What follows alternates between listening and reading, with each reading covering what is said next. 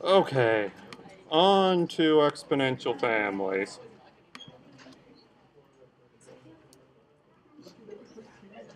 So, if you've looked at the notes for this at all, I mean, you'll probably have the same reaction that I did when I first learned about exponential families, which is just kind of like, what on earth is this, and why would we ever care about this? And unfortunately, I don't think you will really get a good answer for that question until you get to 661. Well, the short answer, I guess maybe I'll explain this before I even dive into this in hopes that your eyes will glaze over a little bit less during the rest of this lecture.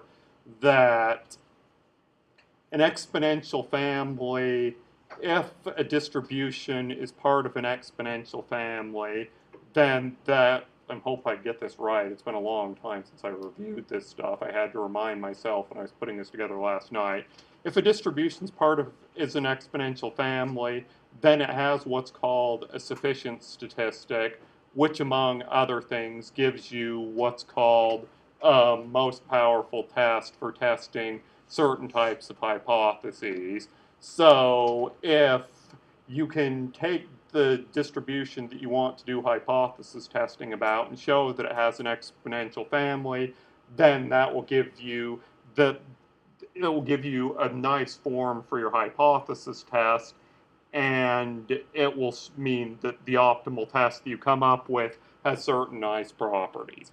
So that's why I'm beating this into your skull now. If you look at what's in this particular lecture on exponential families, just be kind of like, this has no use whatsoever other than to make weird math stuff. Well, not quite, but unfortunately, it probably won't be until 661 that you'll really see why we care about exponential families. But so anyway, an exponential family is a family of PDFs or PMFs that have a parameter theta, which may be a vector, that it can be expressed like this, where an important note here, most common way for things not being exponential family, is that x has to be an element of some support s, which is basically the set of values for which the distribution has non-zero weight or mass. But like, for example, a binomial distribution can take on non-negative integers between 0 and n. Geometric distribution can take on values between 1 and infinity. A normal distribution can take any value between minus infinity and infinity, whatever. Every distribution has a support, but in order to be an exponential family, the support cannot depend on the unknown parameter. I'll give some examples of this, some more examples of this here in a minute.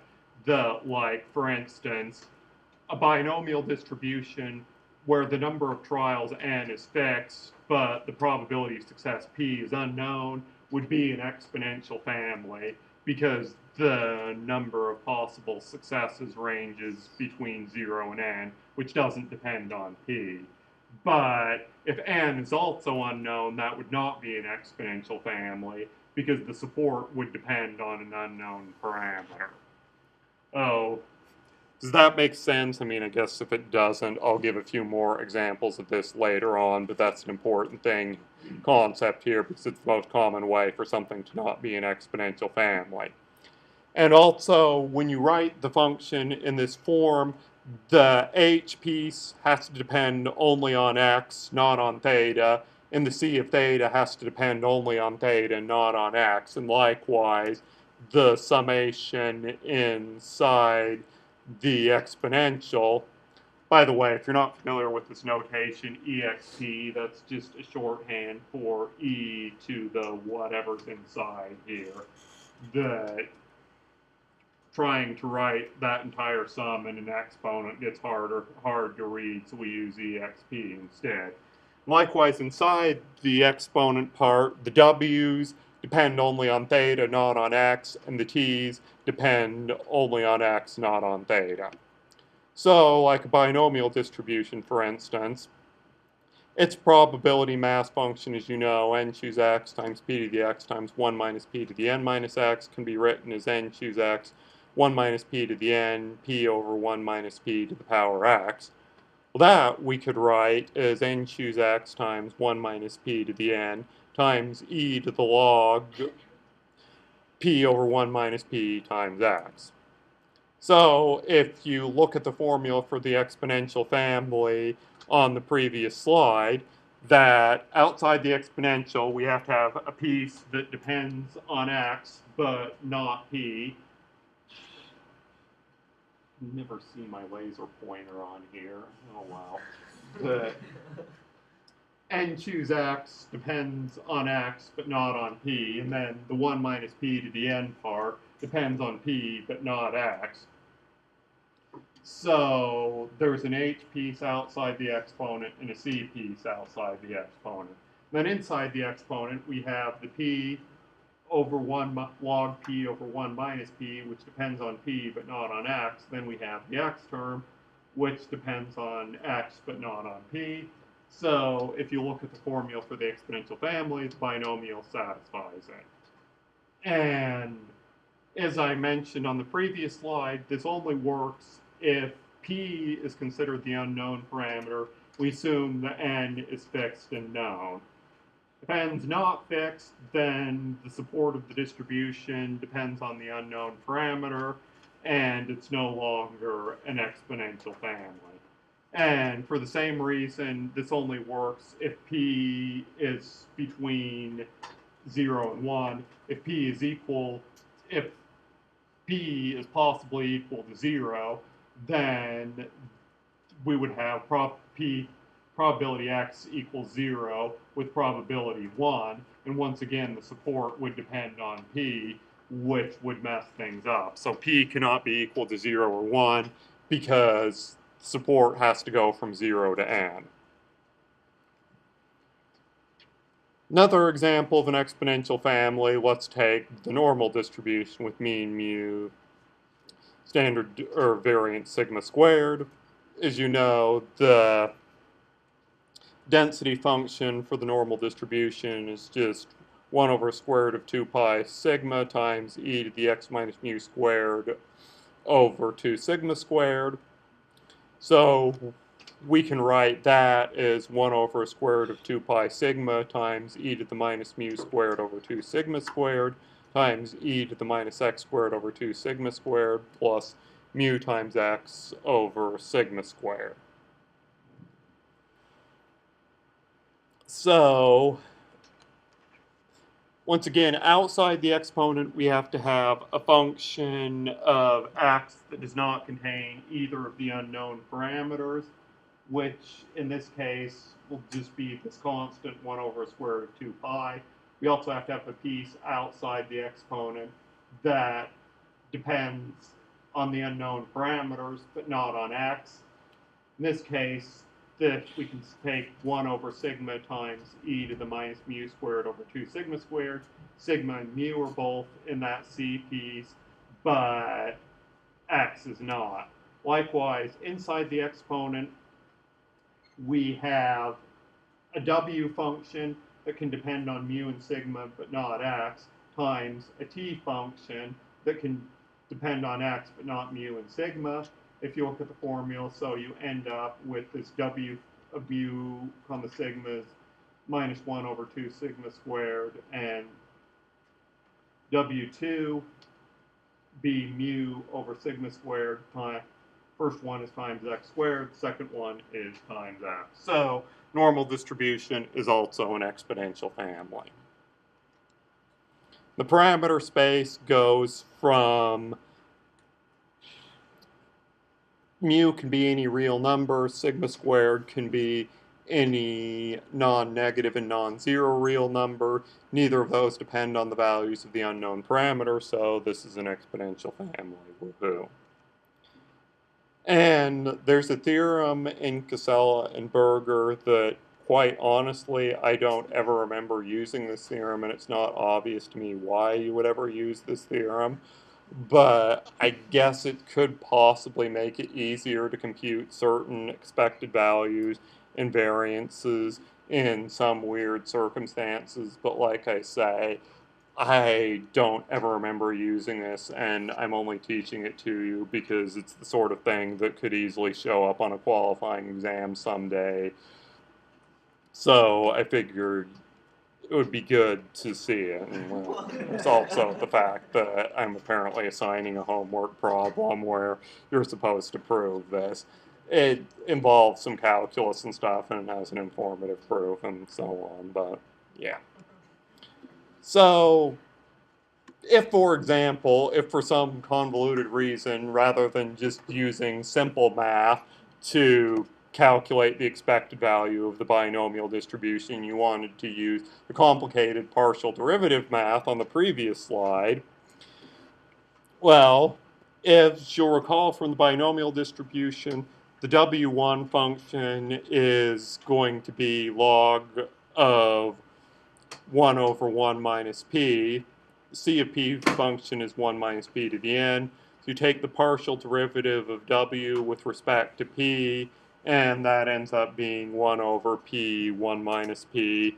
And the partial derivative of c with respect to p, you end up with, or partial derivative of log c with respect to p, you end up with minus n over 1 minus p.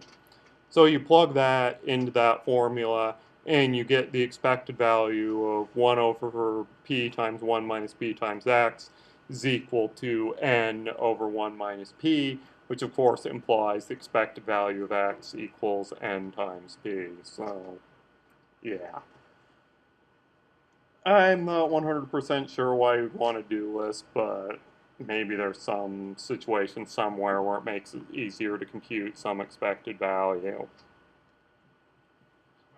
Mm-hmm. So, first line, it says W1P is log of 1 over 1 minus P, and the second line it says W1P is log P over 1 minus P. Do I read that right? Yeah, I think the top row of this slide is a typo. The whatever it says on the slide of this page that has the binomial example should be correct.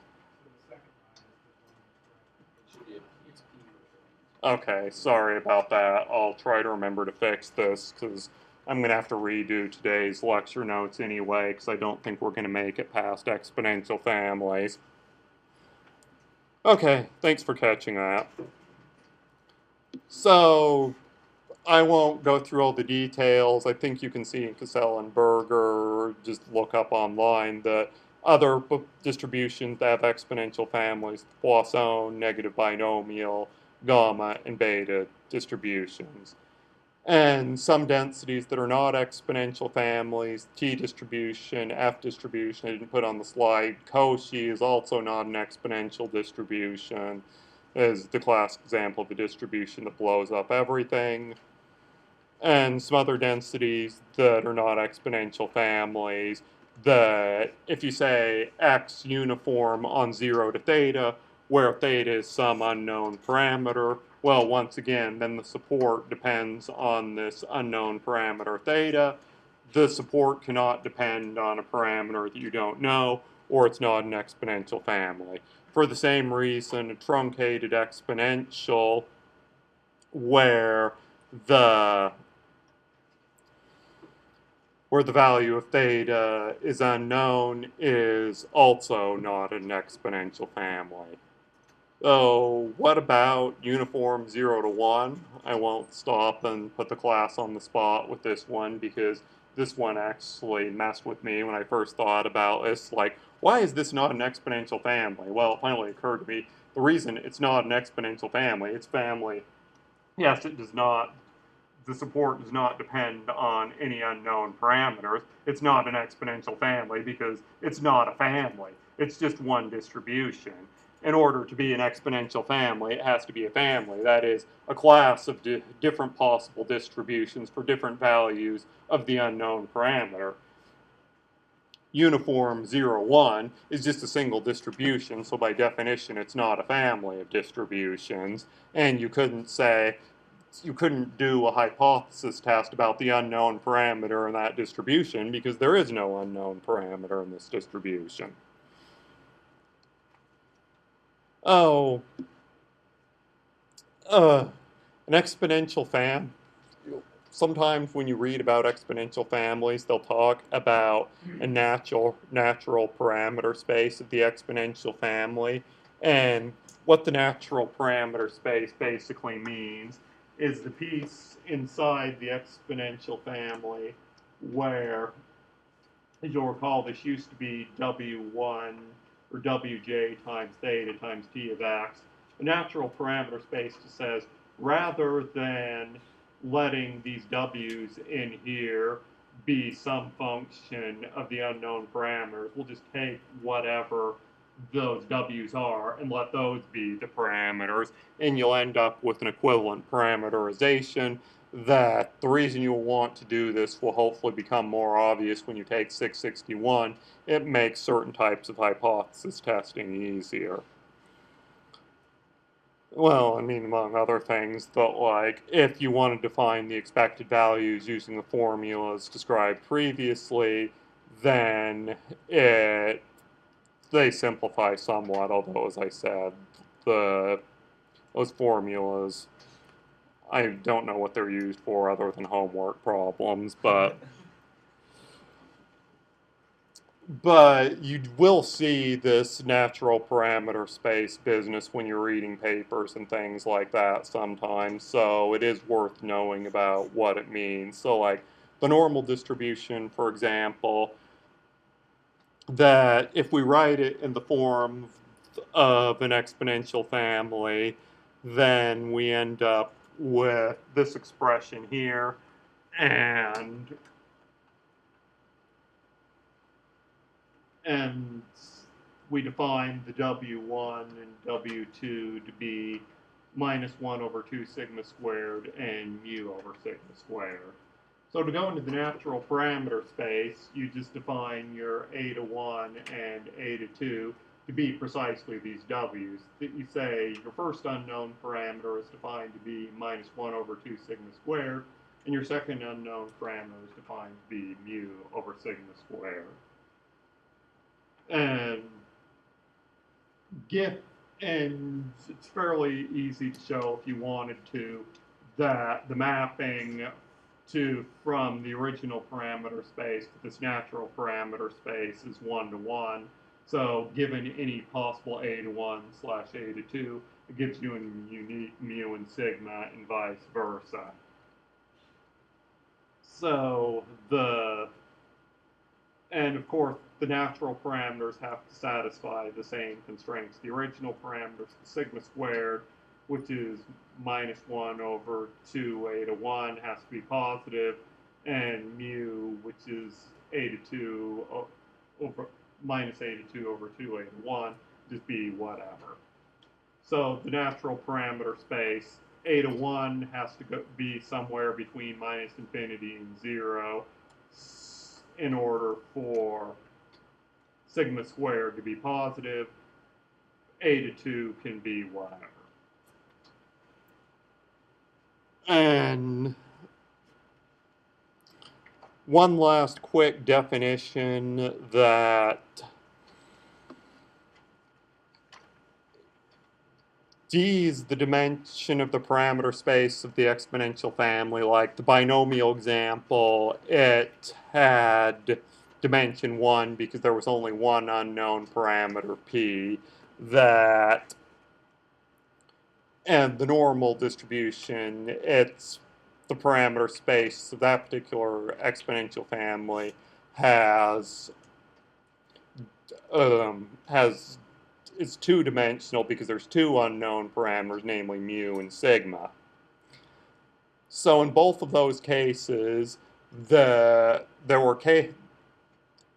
was one term in the parameterization of the exponential family for the binomial, one unknown parameter, so the dimension of the parameter space is equal to the number of terms in the exponential family. Likewise, for the normal distribution, there were two terms in the exponential family and two unknown parameters. When that happens, which is what will happen the vast majority of the time, it's called a full exponential family. If you have a convoluted example where the dimension of the parameter space is less than the number of terms in the exponential family, then you get what's called a curved exponential family. What would that be? Well, say we did a normal distribution where we added the constraint that the square of the mean was equal to the variance. That's equivalent to saying the coefficient of variation is constant and equal to 1. So the parameter space that used to cover all of R2, or at least half of R2, because sigma couldn't be negative, it's now a specific one-dimensional subset of R2, namely this particular parabola. So it's an exponential family with two terms inside the exponent, but the parameter space is one-dimensional, so that's known as a curved exponential family. Oh, like for the natural parameters, the second parameter is a function of the first parameter, so like I said, it's one-dimensional. Similarly, for Poisson distribution, for large lambda, you end up with a normal distribution with both mean and variance fixed, which would also be a curved exponential family. And the reason we care about curved exponential families, again, like this will hopefully become more obvious when you take 661, but as I said, the reason we care about exponential families generally is because when you do certain types of hypothesis testing, you can show if a distribution has an exponential family, then there's tests that satisfy nice properties. If it's a curved exponential family, then stuff blows up, is the short answer. Yes? So, would I be correct in saying that, so curved family is one where one of the parameters depends on another one, as opposed to them being independent? It's here like the two parameters are very much not independent of each other. I think in almost all cases that you will encounter in practice, that will be true. I suppose down here, it's like, it boils down to a normal where the parameters are dependent on one another. That I could not tell you an example of a distribution off the top of my head that the standard parameterization of the distribution is a curved exponential family. Maybe one exists, I don't know what it is, but at least all the obvious examples that I can think of are things like the normal or the gamma, where there's two unknown parameters and one is a function of the other, something like that. And can you only have it be curved if you have more than one parameter? I guess you could have it curved with one and then If there was only one parameter, but the way you wrote down the exponential family had two terms in it, then that would still be a curved exponential family. Again, I can't think of any examples of that off the top of my head, but I won't swear that no such example exists. But to finish my thought, as I said, if a curved exponential family, a lot of the nice properties the full exponentials families have no longer apply, so you can get in trouble if you try to do hypothesis testing in those cases. So, yeah. And we'll save inequalities and multiple random variables for next week, so we're out of time.